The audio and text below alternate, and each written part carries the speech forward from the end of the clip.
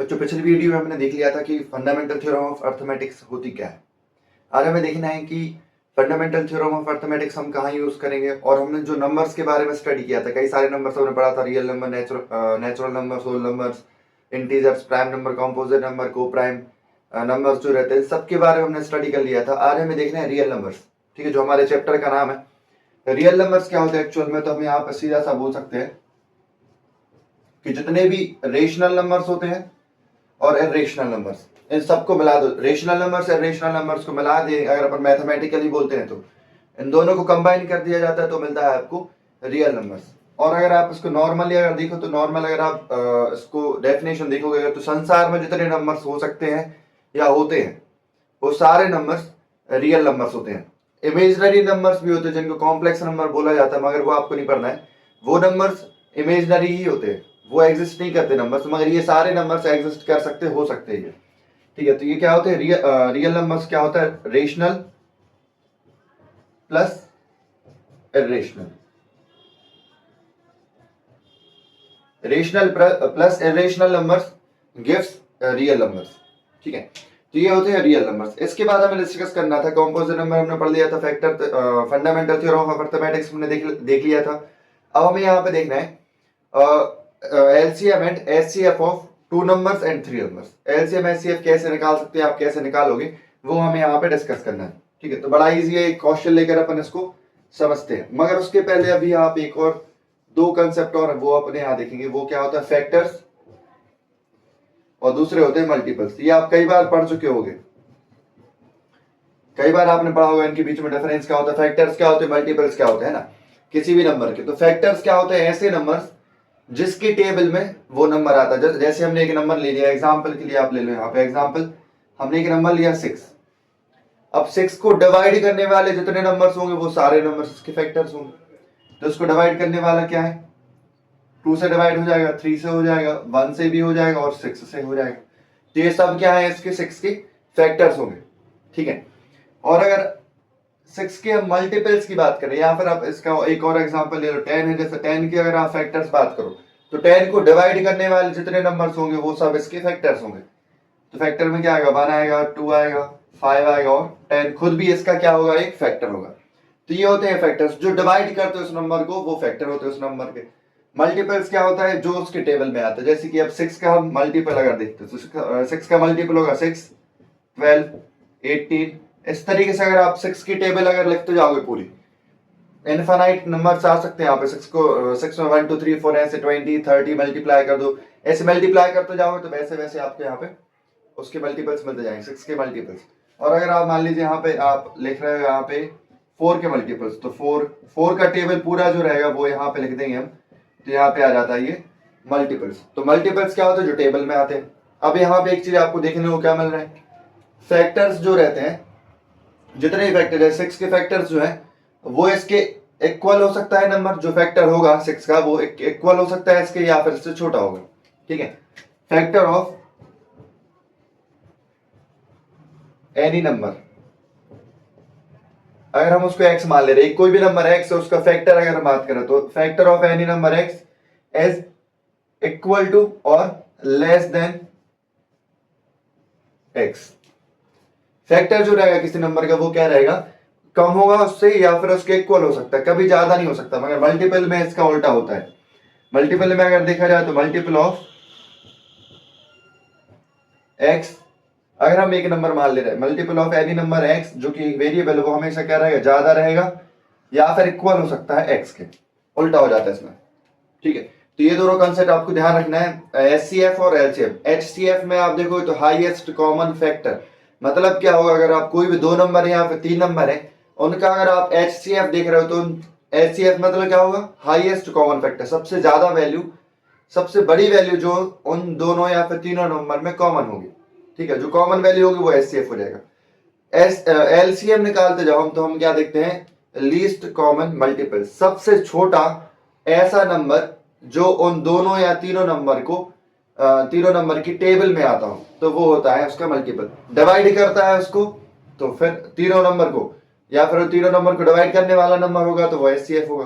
तीनों की टेबल में जो आता होगा वो एलसीएम होगा, मतलब तीनों का ही मल्टीपल होगा। या फिर दो नंबर है जिनका आप एलसीएम निकालना चाह रहे हो तो दोनों का मल्टीपल होगा, वो दोनों की टेबल में आने वाला होगा। तो अब एक एग्जांपल लेके इसको समझते हैं कि कैसे आप इसको एलसीएम एचसीएफ कैसे लोगे, ठीक है।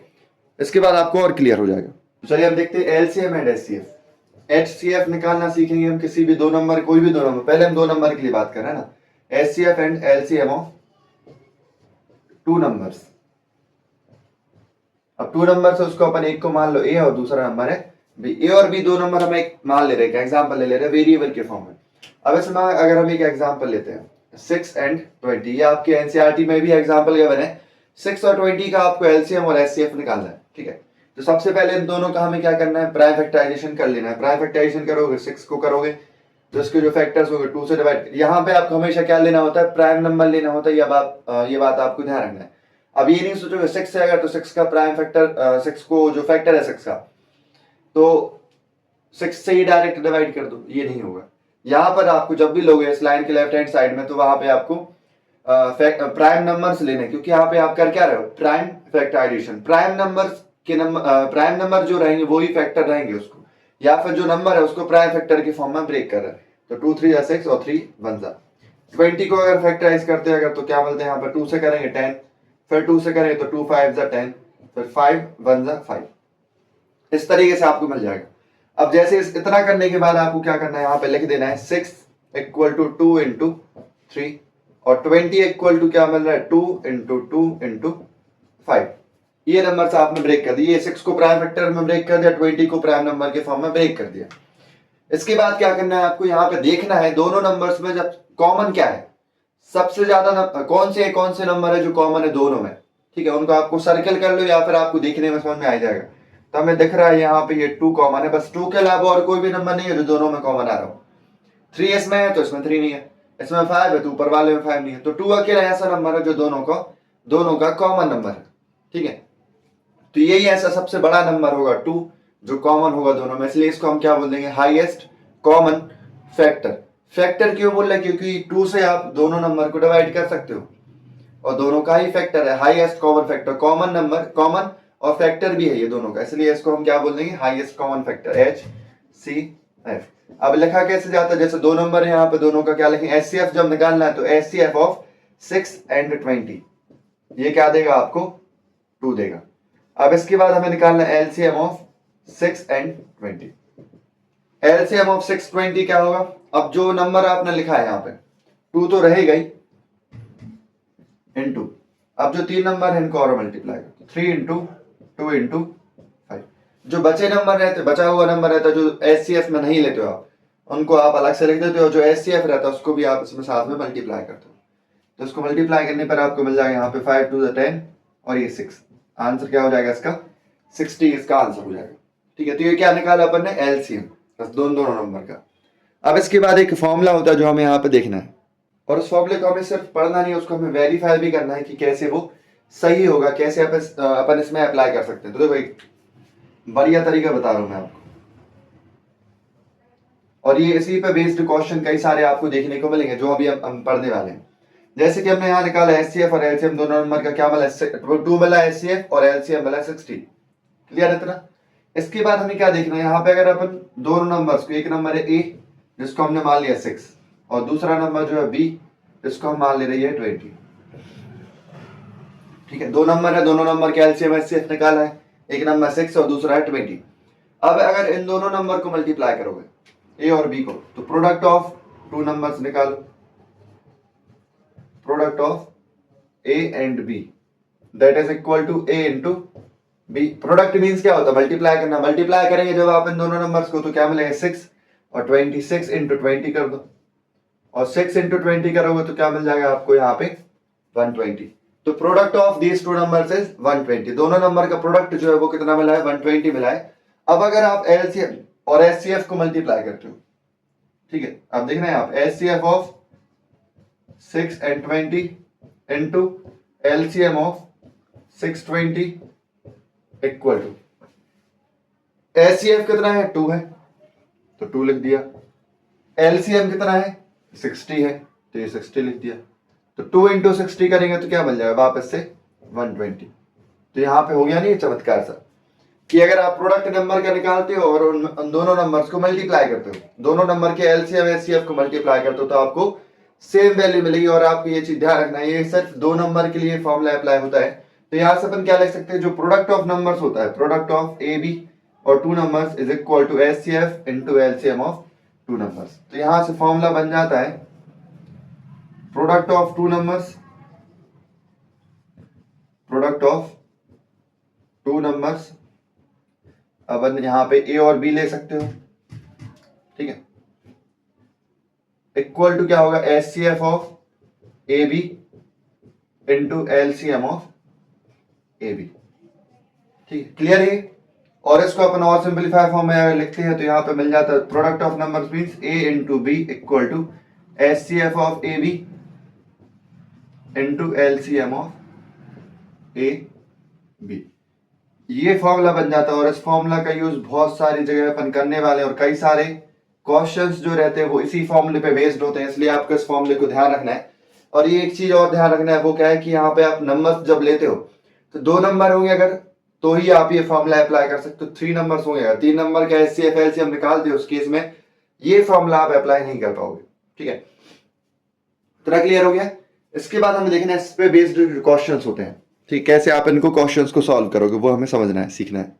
एक और मस्त कंसेप्ट अपने यहाँ पे सीखने वाले, जैसे कि अगर आपने अभी नोटिस किया था 6 और 20 का एलसीएम निकाला था हमने, एचसीएफ निकाला था, तो अगर आप यहाँ पे नोटिस करते हो तो एलसीएम जो रहता है, एलसीएम आप कोई भी दो नंबर निकाल लो, दो नंबर का जैसे ए और बी है, उन दोनों का अगर आप एलसीएम निकालते हो, ठीक है, तो ये जो एलसीएम की वैल्यू होती है ये क्या मिलती है आपको, जैसे ए और बी जो रहेगा, एचसीएफ क्या रहता है, जो हाईएस्ट कॉमन फैक्टर होता है, एचसीएफ ऑफ ए बी क्या मिलेगा आपको, इन दोनों में जो कॉमन होगा, ए और बी में जो कॉमन नंबर होगा वो हम मान ले रहे हैं कितना है, एक्स है कॉमन। जैसे अभी इसके पिछले क्वेश्चन में हमने देखा था वहां पे कॉमन क्या था, 2 था। 2 अगर एचसीएफ होगा मतलब वो कॉमन फैक्टर दोनों में आ रहा है वो, तो ये जो एक्स होगा ये इसके साथ में मल्टीप्लाई होगा और बी के साथ में मल्टीप्लाई होगा। ये क्लियर है सबको। अगर हम यहाँ पे ले लेते हैं, अगर ए एक नंबर ए है उसके साथ अगर अपन देखें तो ए में क्या होगा, एक्स तो होगा ही होगा।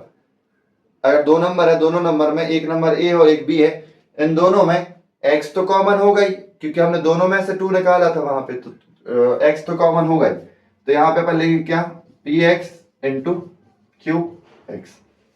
मतलब क्या है कि अगर आप p और x को मल्टीप्लाई करोगे और q और x को मल्टीप्लाई करोगे तो वापस से अपन को क्या मिलेगा, एलसीएम ऑफ ए बी मिल जाएगा। ठीक है, कॉमन फैक्टर मिल जाएगा इस तरीके से अगर अपन देखें तो। ठीक है, p और मतलब a और b में अगर a को मान ले रहे अपन क्या है px और b को मान लो यहाँ पे क्या है ये qx, तो दोनों में कॉमन क्या है, x कॉमन है और x ही क्या है, एचसीएफ है, एचसीएफ ऑफ टू नंबर्स। तो यहाँ पे एलसीएम क्या मिलता है अपन को, एचसीएफ ऑफ टू नंबर्स, जिन नंबर्स को आप एलसीएम निकाल लो उन दोनों का एचसीएफ इनटू बचे हुए नंबर्स जो एचसीएफ के अलावा जो नंबर है उनका मल्टीप्लिकेशन। तो एक्स के अलावा क्या है, पी और क्यू, तो पी इंटू क्यू। ये कंसेप्ट अपन को यहाँ पे यूज करना है। मतलब सिंपल सी बात है कि एलसीएम में एचसीएफ भी क्या होता है, एलसीएम का अगर आप एलसीएम की जो वैल्यू रहती है दो नंबर की, उस वैल्यू के फैक्टर क्या होता है, एचसीएफ होता है। एचसीएफ के साथ मल्टीप्लाई करने पर आपको जो कॉमन वैल्यू नहीं होती उनको मल्टीप्लाई करने पर आपको क्या मिल जाता है, एलसीएम मिल जाता है। ये चीज अपन यहाँ आगे यूज भी करने वाले हैं। तो क्वेश्चन यहाँ पे जैसे कि कई सारे क्वेश्चन है एलसीएम एचसीएफ के जो अपन यहाँ पे सॉल्व करने वाले हैं। यहाँ पे आपको क्वेश्चन में गिवन है, जैसे स्क्रीन के ऊपर आप देख सकते हो, the HCF of two numbers 65 and 104 is 13। HCF आपको दिया, एचसीएफ ऑफ 65 एंड 104, ये आपको क्वेश्चन में गिवन है, ये कितना है 13। HCF गिवन है, if LCM of 65 and 104 is 40, LCM of 65 104 equal to 40x, then value of x। अब यहाँ पे वैल्यू क्या होगी, x की वैल्यू क्या होगी अपन को फाइंड करना है।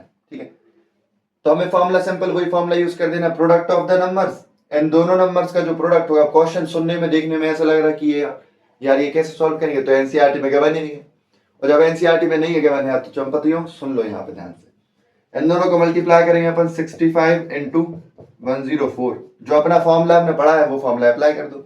इन दोनों को multiply, product of the numbers equal to HCF of the number into LCM of the number 13 into 104 sorry 40x, यहां पे लिख देना ये 40x। अब x का वैल्यू फाइंड करना, उन्होंने पूछा x की वैल्यू, तो x इक्वल टू क्या हो जाएगा, जो नंबर मल्टीप्लाई में है ये कहां जाते हैं, डिवाइड में जाते हैं, तो 65 इंटू 104 अपॉन 13 इंटू 40, x अकेला यहाँ पे रह जाएगा। ठीक है, क्योंकि यहाँ पे x के साथ में दोनों मल्टीप्लाई में थे, तो ये जब x अपन सेपरेट करेंगे तो ये कहाँ जाएंगे, डिवाइड में जाएंगे।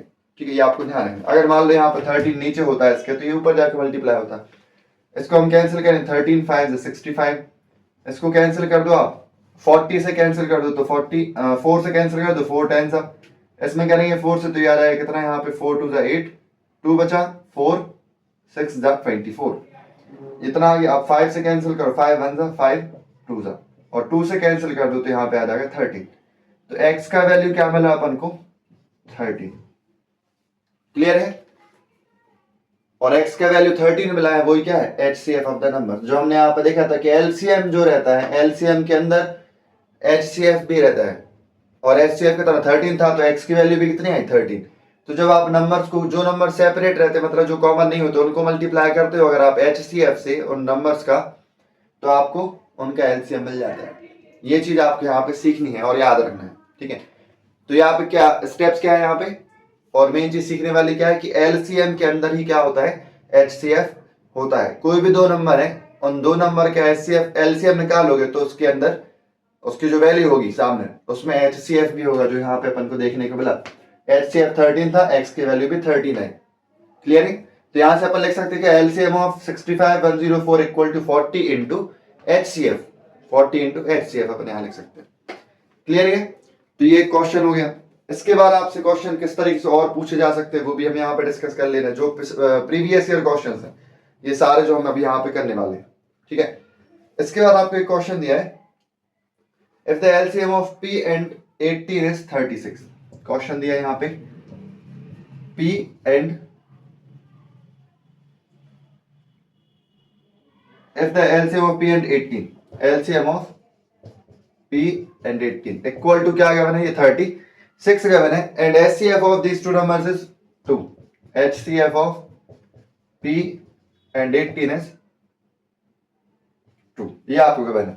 then P is equal to, अब यहाँ पे हमें बताना कि P का वैल्यू क्या होगा वो, तो सेम फॉर्मूला हमें यहाँ पे अप्लाई कर देना है, LCM of these two, LCM of P 18 into HCF, product of the numbers equal to HCF into LCM। Product क्या होगा नंबर्स का, नंबर क्या है यहाँ पे P इंटू 18, P और 18 क्या है, ये दोनों नंबर है, तो दोनों नंबर का प्रोडक्ट मतलब मल्टीप्लाई इक्वल टू इन दोनों का LCM इंटू HCF या फिर HCF इंटू LCM। तो HCF 2 है, LCM 36 है, तो सीधा सा P का आंसर आ जाएगा 2 इंटू 36। ये अपन ने कहां से लिखा, ये समझ में आया क्या, जो अपन ने पहले इसके पहले फॉर्मूला देखा था, जो नंबर का आप LCM HCF निकालते हो उन दोनों को अगर आप मल्टीप्लाई करते हो तो उन दोनों का मल्टीप्लिकेशन इक्वल टू क्या मिलता है, इन्हीं दोनों नंबर का HCF इंटू LCM, जो पिछली स्लाइड में पिछली उस पे अपन ने देखा था।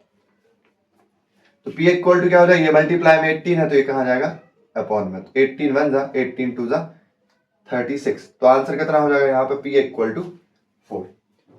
तो ऐसे आप वेरिएबल की वैल्यू फाइंड कर सकते हो। यहाँ पे आपको दिया है क्वेश्चन में, दिया आपको यहाँ पे जैसे गिवन है, आपको दिख भी रहा होगा यहाँ पे, if x equal to a b q, ये क्वेश्चन गिवन है, और यहाँ पे y का वैल्यू दिया, दूसरा नंबर है जो y है, y equal to a cube b, a b cube x का वैल्यू, y का वैल्यू है a cube b, where a and b are prime numbers, a और b दोनों क्या है, प्राइम नंबर्स, ये आपको गिवन है। देन हमें जो फाइंड करना है वो क्या है, HCF of XY minus LCM of XY, इसका वैल्यू आपको फाइंड करना है। ठीक है, बड़ा आसान है, क्लियर है।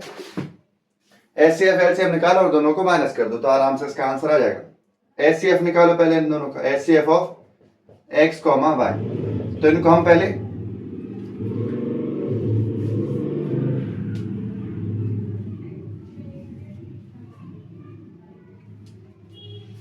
हम प्राइम नंबर्स के फॉर्म में ब्रेक करेंगे। जैसे यहाँ पे क्या मिलेगा आपको, a into B into B into B, ठीक है, आगे अगर इसको अपन x को ब्रेक करते, पहले हम यहाँ पे x को ब्रेक कर देते हैं। x इक्वल टू ये मिलेगा, y इक्वल टू मिलेगा आपको a into A into A into B.